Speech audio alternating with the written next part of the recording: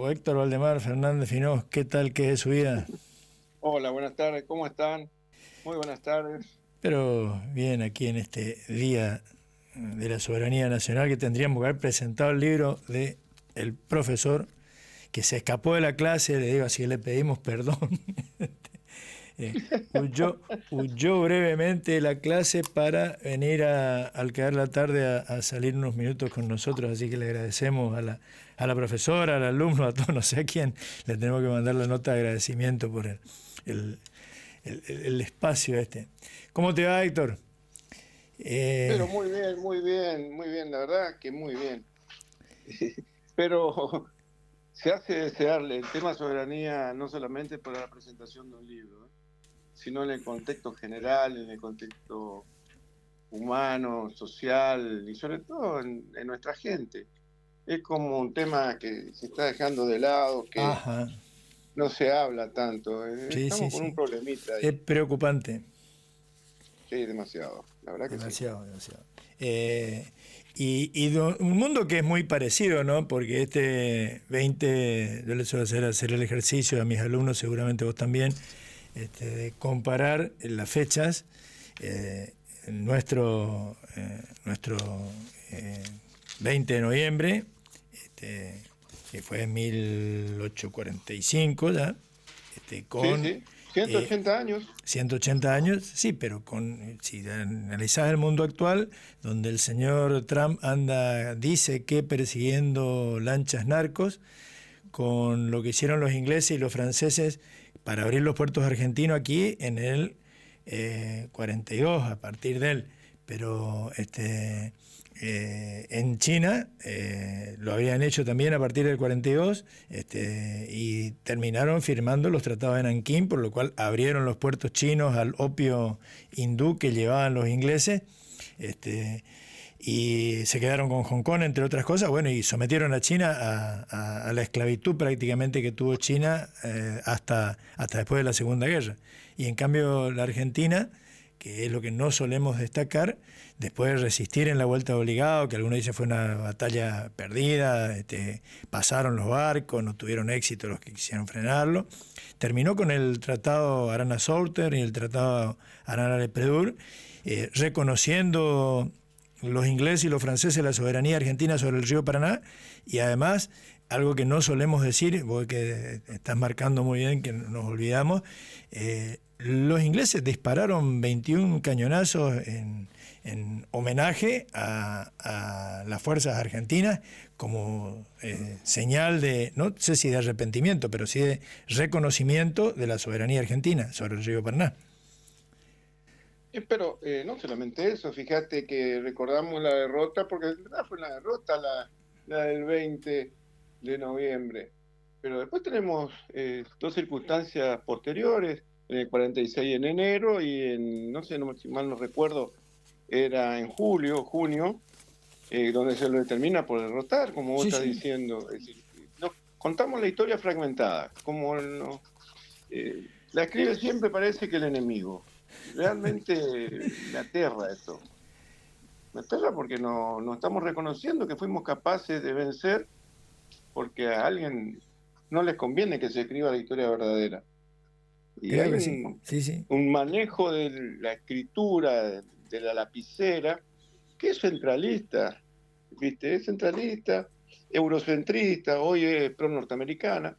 Y ahí está nuestro gran defecto. Nuestro defecto es cultural, es académico, y estamos frente a un serio, serio problema que vamos a tener que sentarnos en algún momento a ver cómo podemos romper esta histórica situación, porque no es nuevo. Vos mejor que nadie sabés lo que pasó con la primera y la segunda invasión inglesa. El centralismo porteño quería cambiar de dueño, pero no quería dejar de ser perro. Así que, claro, querían dejar de lado a los españoles y el reinado español para someternos, quedar bajo las influencias del imperio inglés. Es decir, que no, nada se cambiaba si no cambiábamos los actores de la dependencia, ¿no?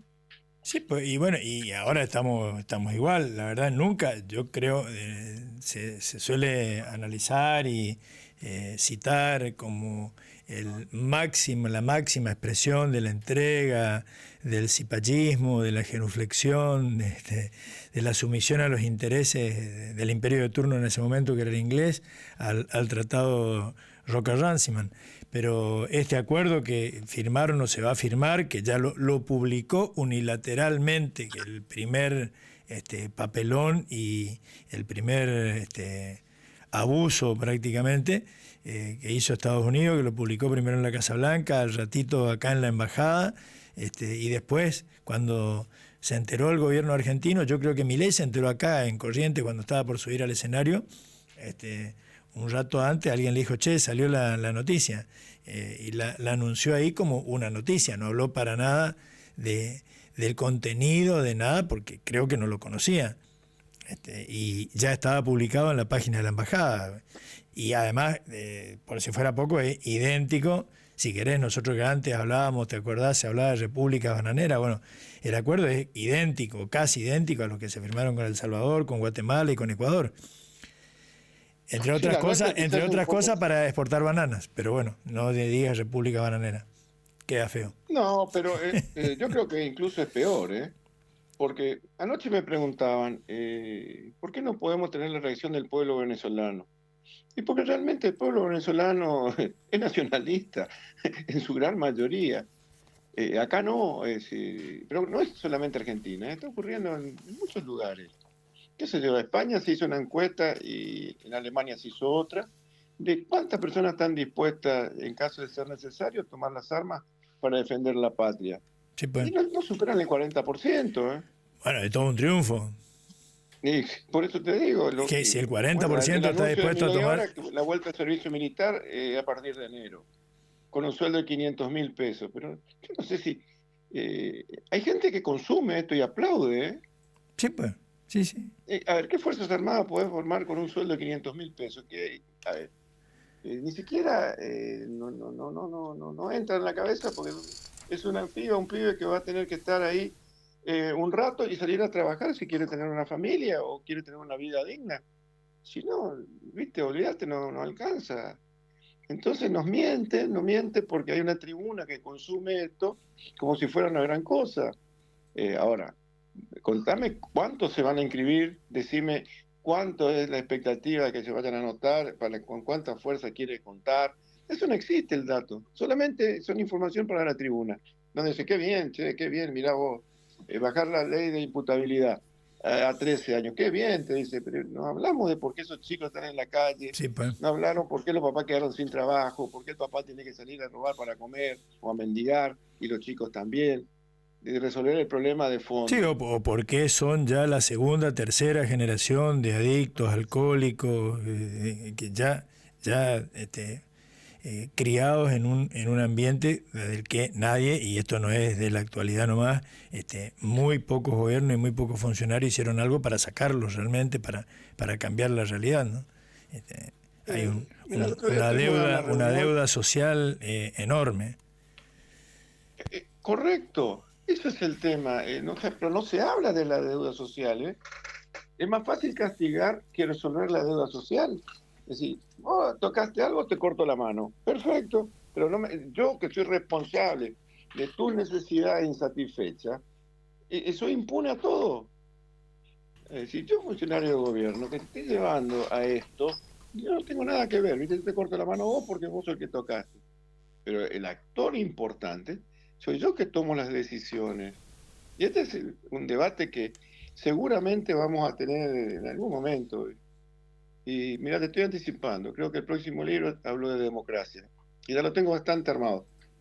Y discuto el tema de la democracia, para quién es útil, porque realmente así como la estamos viviendo, y no hablo de Argentina solamente, sino en Latinoamérica, a la mayoría, a los que caminamos en la calle todos los días, los que no estábamos en la televisión, no estábamos sentados en algún cargo político, a nosotros prácticamente no nos sirve porque podemos decir lo que querramos y se hace lo que quieren, lo que toman las decisiones.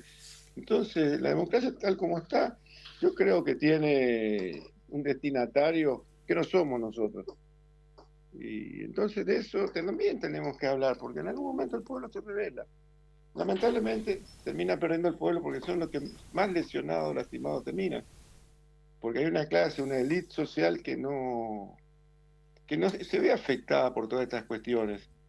La misma clase social que hoy y siempre, con los partidos de derecha, se subordina a poderes extranjeros, porque sin la élite nacional, los poderes extranjeros no le es tan sencillo, no es tan difícil, a pesar de que tienen todo el poder, es decir, el poder No, bueno, pero norteamericano hoy. vos decías recién, Ficho, lo del servicio militar y el presidente cuestionado en el Congreso y cuestionado por algunos, ayer hablábamos con Guillermo Carmona justamente de eso, de la entrada de tropas extranjeras en los últimos meses, ya el ejercicio Tridente del otro día, matándose de risa del Congreso de la Nación del 75, inciso 28, que tendría que haberle pedido permiso, no lo hizo tarde y no le dieron bolilla. Y antes también ya había hecho otro operativo en Tierra del Fuego que cuando le preguntaron, dijo, no, era solamente un intercambio de expertos. Pero estamos teniendo tropas extranjeras y si avanzan en la privatización del río Paraná y de mal llamada hidrovía, seguramente vas a tener, como tienen en el río Paraguay los paraguayos, ya personal del comando del ejército norteamericano subido a las barcas de control del río. Que de hecho lo único que falta es que suban. No sabía que estuvo Guillermo. Guillermo, mi compañero de maestría, lo dejé recién anclado. ¿Lo dejaste al pobre Guillermo? A él, porque yo salí para hablar con vos. Estamos teniendo una de las últimas clases. Sí, yo entiendo lo que decís perfectamente, pero son temas que no se hablan, se habla muy poco. Y es que la dirigencia política también, tengo la impresión por ahí, discuto con amigos y compañeros, y no compañeros, gente dirigente de otros partidos, que sí, cuando hablamos están interesados, pero después en la práctica, en el Congreso de la Nación sobre todo, no se nota. Totalmente, fíjate, priman intereses personales, por eso te digo que la democracia representativa, y yo tengo mis serias dudas, lo vamos a discutir en algún momento, pero yo tengo mis serias dudas de esta manera, porque tenemos serios problemas incluso constitucionales. Sí, pero bueno, el caso el Ejecutivo no le da bolilla completamente a lo que establece expresamente la Constitución Nacional. El presidente no puede hacer entrar tropas extranjeras cuando se le cante, tiene que tener la autorización del Congreso, y sin embargo lo hizo tranquilamente y no pasó nada. A ver, permanentemente viola la Constitución, ¿eh? No es la primera vez. Este es un tema puntual, sí, pero hay otro. estaba hablando de sí. Lo que pasa es que el poder hegemónico, sobre todo el norteamericano, tiene el control absoluto de la justicia en toda Latinoamérica, te diría. Y te pongo un ejemplo. Lo que pasó con Lula, que fue preso sin motivo, sin nada. ¿Viste? Después le pidieron disculpas nada más, pero un periodo gobernó Bolsonaro, servil a Estados Unidos. Entonces, ese es un problemón, porque no es un problema, es un problemón que tenemos hoy y lo tenemos irresuelto, no tenemos forma de compensar. Tenemos fiscales que han sido cuestionados y continúan siendo fiscales como si nada. Es decir, ocupan el mismo lugar, toman determinaciones. Te pueden llevar a juicio 3 o 4 veces hasta que les salga favorable a sus propios intereses, por la misma causa, obviamente. Entonces, estamos con serios problemas. Si no somos bananeros, decime que somos, porque la verdad que a mí no me gusta decirme que somos bananeros. Pero yo me acuerdo cuando vine de Malvinas y en el 83 empecé a estudiar, escuchábamos la radio. Y escuchábamos la radio donde hablaban de los países bananeros, que no éramos nosotros precisamente. Y mirá cómo terminamos en 40 años. Sí, pues, sí. ¿Entendés? Profundizamos lo que ocurrió en el 55. Es decir, esto arranca en el 55 para nuestra generación y un poco anterior, pero ahí arranca la decadencia nacional real. Y no pretendamos que con un gobierno, porque después, si te pones a analizar, Y vamos a llegar, después de mucho tiempo, en el 2003, con alguien que intentó cambiar este paradigma, cambiar esto que venía sucediendo, que fue Néstor Kirchner. ¿Y qué es lo que le pasó? ¿Viste? Vino Cristina, a Cristina le hicieron un trabajo muy interesante, no un trabajo de bruja, sino un trabajo de destrucción de su persona, que se inicia en Inglaterra, y así se fue desconstruyendo la figura y se transformó en un monstruo para la sociedad argentina por su gran mayoría. Y siquiera ni se le preguntan, no saben ni por qué, pero la odian, no pueden llegar a pensar de que sin deuda, con poca deuda, todas las cosas que se hicieron, pero no, se construyó o se desconstruyó, mejor dicho, la figura de se robaron todo, y no vemos lo que pasó y dónde están los 50, nadie sabe los números con exactitud, de los créditos de Macri, a dónde fueron a parar, porque Sí, pa. seguramente Tito Meiner no recibió un mango. No. ¿Dónde fueron a parar lo que van 2 años de Milei? Que Tito Meiner y Flicho no recibieron un mango, y así como Tito Meiner y Flicho, toda la sociedad. Entonces, y sobre todo ahora, para mantener un dólar barato. Ese dólar barato, ¿a quién le beneficia? ¿A nosotros? No. ¿A quién le beneficia? ¿A la producción? No. No somos competitivos. Entonces, alguien se lleva la plata, pero no son chorros. Entonces, ¿pero por qué no son chorros? Porque no se ha trabajado tan bien de manera comunicacional para construir una figura, construir un enemigo, y después la sociedad es manipulada muy fácilmente, porque no está razonando estas cuestiones que estamos hablando. Contame un poco de tu libro, que era lo que teníamos que presentar hoy, que lamentablemente lo vamos a presentar apenas iniciado el Bueno, proceso pero del año que viene. Haceme un resumen, pasa un que brevísimo resumen. sí, no es tan breve porque tiene 500 páginas, pero sí te voy a decir, mira, la idea del libro fue precisamente de la deuda pendiente que tiene nuestro país, que es la soberanía nacional. Y lo escribí con Mariano Mémolis, un médico, colega, amigo, que fue director del Instituto Antártico durante 13 años, Sin duda el que hombre entró que con Néstor Kirchner más sabe de la y se fue con Antártida. Macri. Que, a ver, él vivió en la Antártida 2 años cuando se recibe médico, porque, como yo lo cargo, andaba con el título bajo el brazo y pasó, se busca médico para la Antártida, en un cartelito. Y dijo, ¿qué onda? Voy a ver qué es esto. Y lo mandó a la Antártida por un año. ¿Qué te Y parece? después no lo pudieron traer, se tuvo que quedar 2. Bueno, hoy ama la Antártida. Fue el tipo que nos defendía en todas las reuniones consultivas del Tratado Antártico del mundo. Es decir, un tipo que está consustanciado con la Antártida, vive para la Antártida más allá de su profesión, porque todavía sigue trabajando de hematólogo. Entonces nos pusimos a pensar que teníamos que hacer algo. Y como yo siempre digo que la historia hay que verla como una película y no como una fotografía, me toma el trabajo de hacer una recopilación histórica de textos de historia, cortitos, acotados, con cada uno de los presidentes que estuvieron a cargo de la conducción del país y sus comportamientos. Y vamos a ver a lo largo, si vemos la película, vamos a ver que hubieron 2 modelos, prácticamente, para no ser terminante, prácticamente. Un modelo liberal, pro imperial, y un modelo nacional que defendía la soberanía, y se fueron alternando cíclicamente hasta llegar a lo que nos toca vivir hoy, es decir, los ciclos se acortaron, las entregas de la soberanía fueron más rápidas, por ejemplo con Macri y Forado y Duncan. Sí, pa. Hacer todo lo posible para que los isleños de las Islas Malvinas vivan muy bien. Bueno, eso es una parte del libro, es una parte, pero después, como también tiene que ver la soberanía, tiene que ver con las vías navegables, tiene que ver, y te pongo como ejemplo para que la mayoría de la audiencia lo comprenda muy rápido, con Lago Escondido, que el Lago Escondido es la punta de un iceberg, porque el Lago Escondido es un arma extraordinaria que tiene Joel Lewis en el oeste, y en el este, en Sierra Grande, tiene una pista de La pista de aterrizaje. aterrizaje, sí. Claro, que hacen a la balcanización nacional, y hablo de la balcanización nacional, porque nosotros somos un país balcanizado.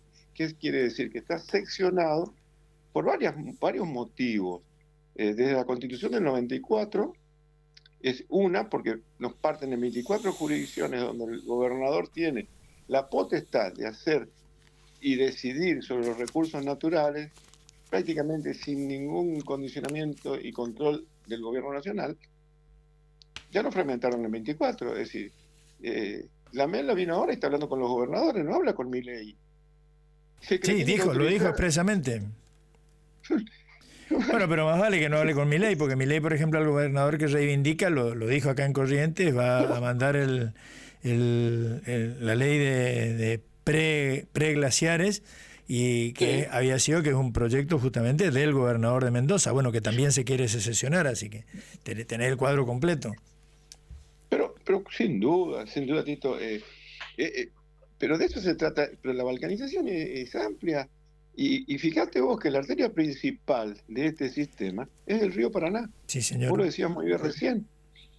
¿Viste? Tenemos tropas, porque no, bueno, a vos te consta que no andan en una lancha común que compraron en cualquier agencia de náutica, en Corrientes o en Resistencia, los gringos que no se compraron una lancha y andan recorriendo con eso. ¿Cómo saberlo? Si tenemos también el lead nacional que están a favor de ellos. Sí, señor.